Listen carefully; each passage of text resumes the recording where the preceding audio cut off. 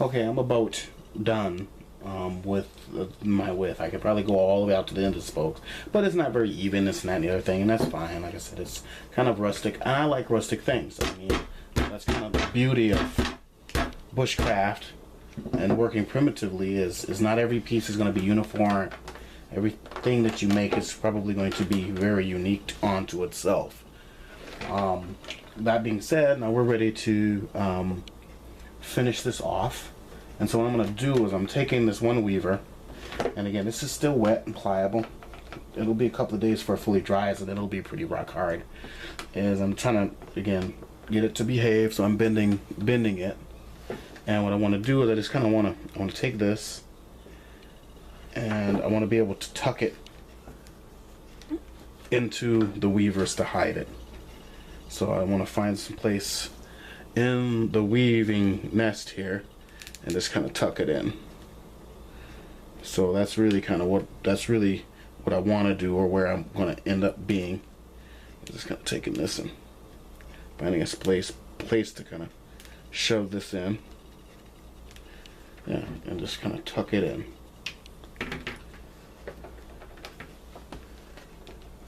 I'm going to use a tool here. Kind of push it.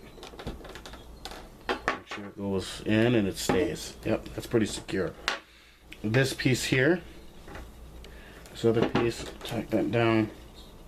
This piece here, kind of wrap this around. And again, I'm going to find a place to tuck this in. I may even go back a weaver or two and find a way to just kind of tuck it in. Or maybe I don't, because I already have this piece already tucked in nicely here at my fingertip. That way. So, which is good, because then I can just take this and I can snip it like that. And that'll be the end of that. Okay. Yeah, I'll do that. I'm just gonna get everything all played. So we basically have our spokes like this, okay? And if the artisan in me, you know, really would start off with something really small as far as the weavers are concerned, and to make sure that these spread out very evenly, and you know they're uniform. But you know, this is gonna be pretty rustic, and that's okay as long as it's serviceable. I'm not trying to be an artisan with this. If you choose to, that's fine, that's great, you know, but it's going to take you hours and hours and hours and hours of getting it, you know, just right, so that you can make these very consistently and uniformly. But anyways, this is going to be our base. This is how you start the base. Now we're going to start to build up the sides.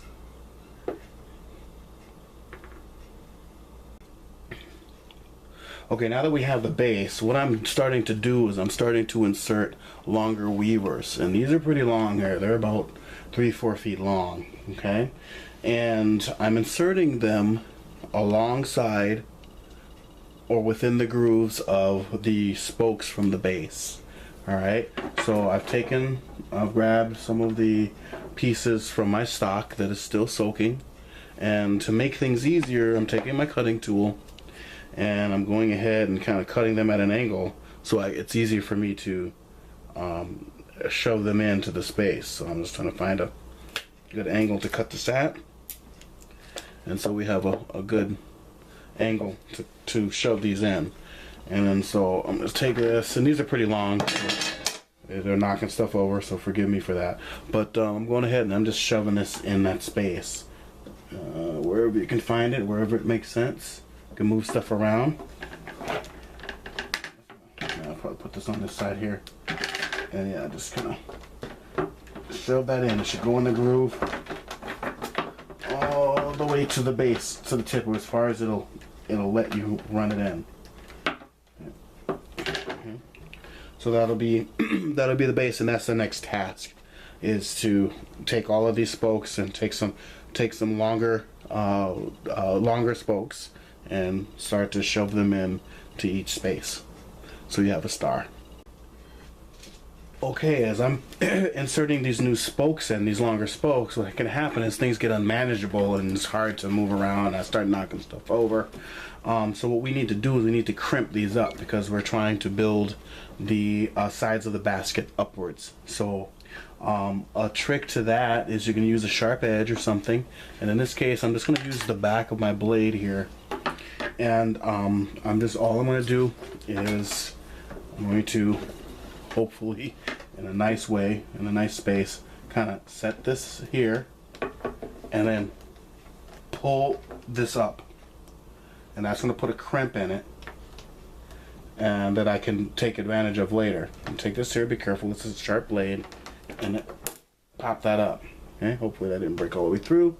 Otherwise we'll just take this out and insert another one, not a big deal. Heard that crack. Take this in here.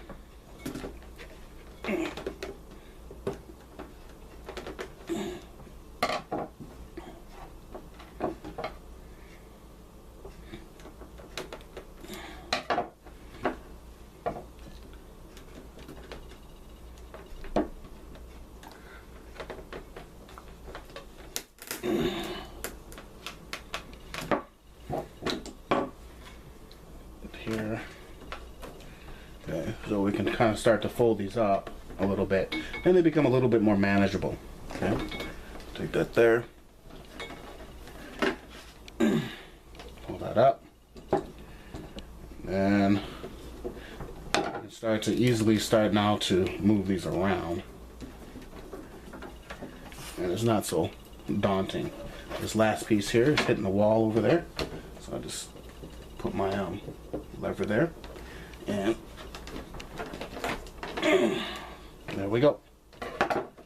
So we've got, we're starting to build our upright weavers here, and so what I can do is I can just kind of tie these up and continue to insert these in, and then crimp them and fold them up and then tie them in so that I have space to work. That's essentially all it is. Okay, so we've inserted longer spokes, and we've tied them up using another weaver there so that they stand up straight for the time being, so we could weave them in and out. Okay, and now all we need to do now is just kind of snip these shorter spokes off, so we have kind of more of a smoother surface, and then we're going to start to begin our weaving pattern. And it'll go fairly quickly from there. The hardest part really was creating the base. So let me get this back in frame. The hardest part was really creating the base. So I'm going to go ahead and I'm going to snip these kind of flush, like so. Yeah.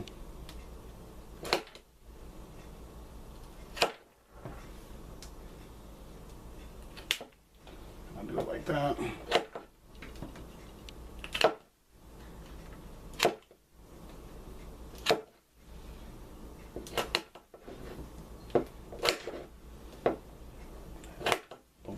And like so. So that's kind of the start of the base of our round basket.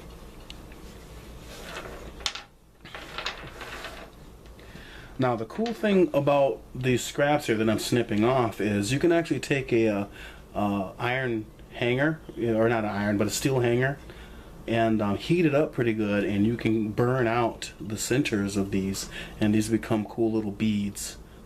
Or whatever else you want to use. It could be bobbins for fishing and stuff, bobbers I should say, for fishing and stuff like that. So nothing can really go to waste if you use your imagination.